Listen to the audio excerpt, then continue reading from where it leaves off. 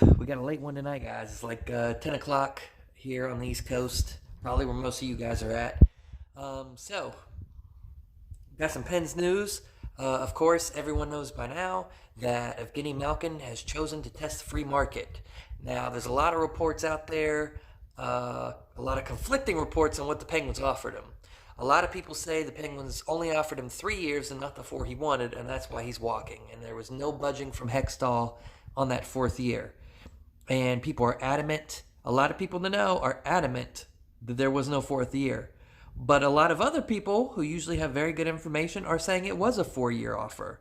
And it was a pretty good 4 year offer. And Malkin, at the end of the day, just decided to test free agency to see what he could get. So we don't know yet for sure if it was 4 or 3.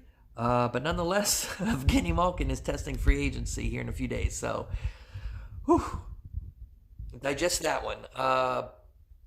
But tonight, it was announced that the Penguins signed Rakell to a, I think, I just looked it up and forget when I started recording, 5 year, I think 6 year contract, maybe 5.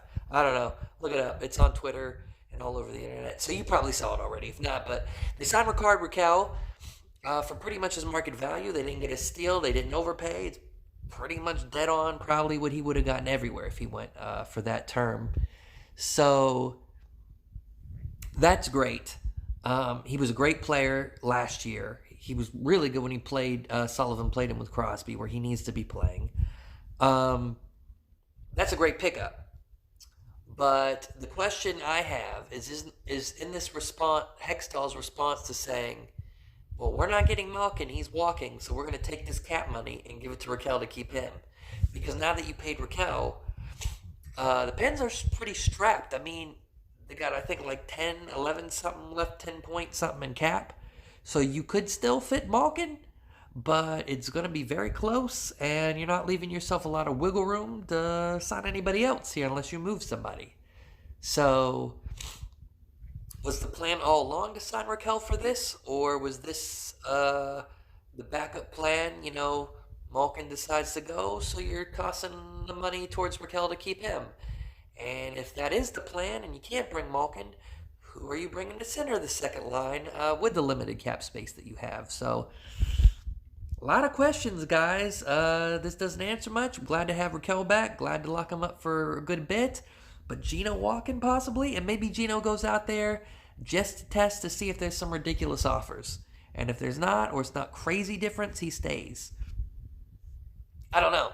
There's a lot more questions than answers at this point. But if Evgeny Malkin is going to be a free agent, which is crazy. I feel like I'm having Yager flashbacks when Yager got traded or left. I can't remember. He went to the Caps, which is crazy. I was going to say I don't think Malkin goes to the Caps, but then again, he's buddies with Ovi, so who knows? I don't know. More questions to come. Stay tuned, guys. Subscribe, follow, stick back. We'll have updates as they come. Let me know what you guys think in the comments down below, and I'll catch you guys next time on Joe Talk Sports. Later.